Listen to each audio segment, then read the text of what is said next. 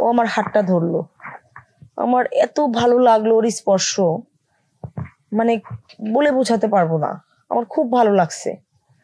আমি ওর হাত ধরা দেখে আমি একটু ওর কাছে গিয়ে ঘেঁষে বসলাম, মানে যতটা ঘেঁষে বসা যায় বসাতে। ও আর আমি মনে হচ্ছে যে আরো আমরা আপন হয়ে গেছি দুজনে। পৃথিবীতে আমাদের যে সুখী আর কেউ নেই। পরে এরকম গল্প করতে করতে প্রায় সন্ধ্যা লেগে গেল। তো আমি চলে আসলাম বাসায়, ও আমাকে এগিয়ে দিল, ও চলে গেল। পরের দিন আমার কেমন কেমন লাগে। আসসালামু আলাইকুম, আমি আসছি আমার জীবনের সত্য কিছু কথা বলার জন্য। তো আমার বাবা মা ভাই বোন নিয়েই আমার একটা ফ্যামিলি। আমার বড় বোন বিয়ে হয়েছে, বড় ভাইও বিয়ে করছে, আমি ছোট, আমার বিয়ে হয় নাই। তো আমার স্কুল লাইফে আমার একটা বয়ফ্রেন্ড আছে, আমাকে ও খুব ভালোবাসতো, আমি ওকে খুব ভালোবাসতাম। দুজন দুজনের মন এক না হলে তো ভালোবাসা হয় না। তো যাই হোক, ওর ভিতরে আমি কোনো কিছু খারাপ পাইনি, আমার ভিতরেও কোনো কিছু খারাপ পাই নাই, এর জন্যই আমাদের ভালোবাসাটা অ্যাডজাস্ট হয়েছে। তো অনেকদিন ধরেই আমাদের সম্পর্ক চলতেছে, প্রায় বছর খানি। তো ও এতটাই ভদ্র ছিল, কখনো আমার হাতটাও ধরতো না, মানে আমার বিশ্বাসটা অর্জন করেছে। তো আমি ওকে অনেকভাবে অনেক বিষয় নিয়ে ওকে আমি এই পরীক্ষা করতাম। তো দেখি একটু ঘেঁষে বসতাম, ও সরে যেত, একটু মিশতে চাইতাম, ও এড়ায় যেত। তো আমি প্রমাণ পাইলাম যে না, আসলেও অ্যাকচুয়ালি ও ভালো, ও আমার প্রতি ওর খারাপ কোনো দৃষ্টি নাই, পোষণ নাই। ওর আসলেও মানে ও খুব ভালো একটা ছেলে।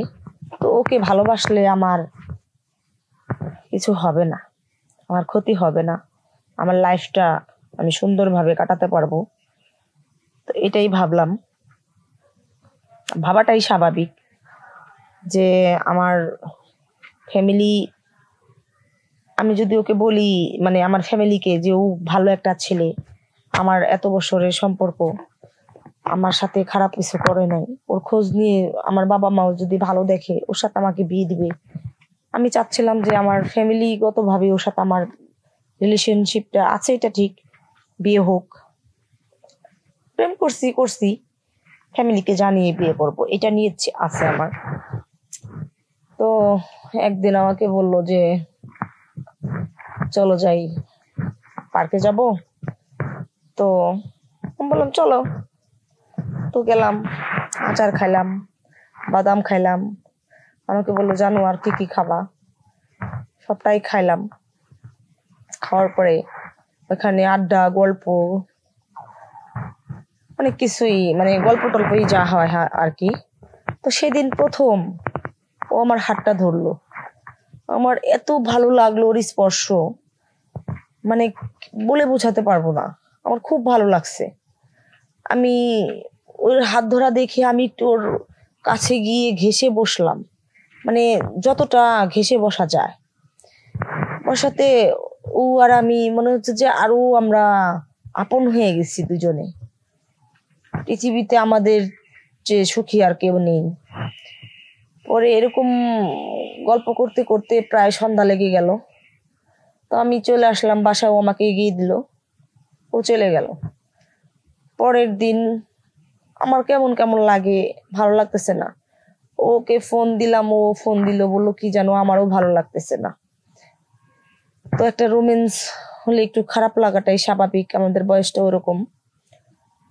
পরে তারপরের দিন বললো কি জানো চলো হলে যাব। আমি বললাম কি চলো হলে যাব, সমস্যা নেই। মানে বাড়ি থেকে স্কুলের কথা বলে যাইতাম, হলে গেলাম, ওইখান থেকে আমরা আরো ক্লোজ, আরো মিশলাম। ও আমার হাত ধরলো, আমি ওর গলা ধরলাম, ও আমাকে কিস করলো, আমি ওকে কিস করলাম। তো এরকম করে এক পর্যায়ে আমরা অনেকটাই ফ্রি হয়ে গেলাম, লজ্জা শরমও ভাঙলো। তো আমাকে একদিন বলতেছে জানো আমার না তোমাকে খুব কাছে পেতে ইচ্ছে করতেছে। তো আমি বললাম এটা কিভাবে সম্ভব, তোমার আর আমার তো এখনো বিয়ে হয় নাই। বলে বিয়ে হয় নাই তাতে কি হয়েছে, তোমাকেই তো বিয়ে করব, তোমাকেই বিয়ে করব। আর তোমার কি আমার প্রতি কোনো সন্দেহ আছে কি? না, তোমার প্রতি সন্দেহ থাকলে কি আমি এখানে আসতাম নাকি? আর তোমাকে আমি কেন সন্দেহ করব? তুমি তো সন্দেহ করার মতো কোনো কিছু করো নাই। পরে আমাকে বলতেছে তাহলে তুমি সংকোচ করতেছো কেন? সংকোচ করতেছো কেন মানে এরকম বলতেছে। তো আমি বললাম কি, আমি তো মেয়ে মানুষ, আমার তো একটু সংকোচ করাটাই স্বাভাবিক, তুমি কি এগুলা বুঝো না? পরে সে আমাকে বলল যে তুমি ম্যানেজ করবা কিভাবে, আমি আর থাকতে পারতেছি না, আমি তোমার, তুমি যেভাবেই হোক তুমি আমাকে ম্যানেজ করো জায়গা, নয়তো আমি মরে যাব। আমি কি, আল্লাহ তুমি যদি মরে যাও আমি কি নিয়ে বাঁচবো? দাঁড়াও জানো, তুমি চিন্তা করো না, আমি দেখি কি করা যায়। তো আমি তো এক রুমেই থাকি, আমার বাবা মা থাকে এক রুমে, ভাই ভাবি থাকে এক রুমে, বোন তো বিয়ে হয়ে গেছে। তো এক রুমে থাকি। এখন কিভাবে ম্যানেজ করব? ওদিকে ওরও ভালো লাগে না, আমারও ভালো লাগে না, তো দুজনেই খুব আপসেট। তো ভয়ও করে, যদি মা দেখে, যদি বাবা দেখে, ভাইয়া দেখলে তো মেরেই ফেলবে। কি করি কি করি কি করি? আসলে কি, ভালোবাসলে ভয় থাকে না, লাজ শরম থাকে না। পরে আমি ওর কথা ভেবে পরের দিন ভাবতে ভাবতে আর কি ওর সাথে দেখা করতে চাইলাম। বললাম জানো কি করব, এই সমস্যা, যদি তোমার কি কোনো সেফটি আছে কিনা? তখনও বললো না, আমার কোনো সেফটি নাই, সেফটি তোমাকেই দিতে হবে। পরে আমি বললাম কি ঠিক আছে, তো তুমি যদি লুকিয়ে লুকিয়ে আমাদের বাড়িতে রাতে যেতে পারো তাহলে যে অমুক টাইমে, টাইম দিলাম একটা, বাবা মা শুবে, ভাইয়ারা শুবে তখন। তো সত্যি সত্যি তারপরের দিন আমাদের বাসায় আসলো। আমাদের দুজনেরই চাহিদা মিটলো, আমরা সারা রাত একসাথেই ছিলাম, থাকার পরে দুজনই হ্যাপি।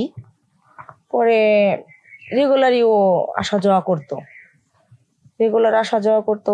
আমি বলতাম যে জানো, রেগুলারই তো আসা যাওয়া করতেছো, তো আমাদের তো বিয়ে হওয়া উচিত। তখনও বললো কি যেন আর কটা দিন সময় দাও, সময় দিলে আমি তোমাকে বিয়ে করব। তো একদিন আমার মা বোধহয় টের পেয়েছে কিছুটা, তো মা আমাকে কিছু বলেনি।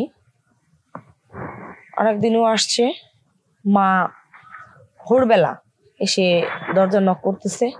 তো আমি ওকে খাটের নিচে লুকিয়ে দিলাম যে তুমি এখানে যেন পালাও, কেউ আসছে।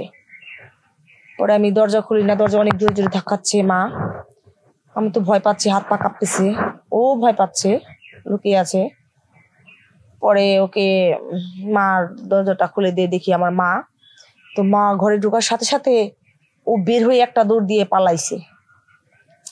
পালানোর পরে মা আমাকে থাপ্পড় মারলো, বললো বিয়াদব মেয়ে, তোর মতো মেয়ে জন্ম দেওয়াটাই আমার পাপ ছিল, তুই মরে যেতে পারিস না, এরকম বললো।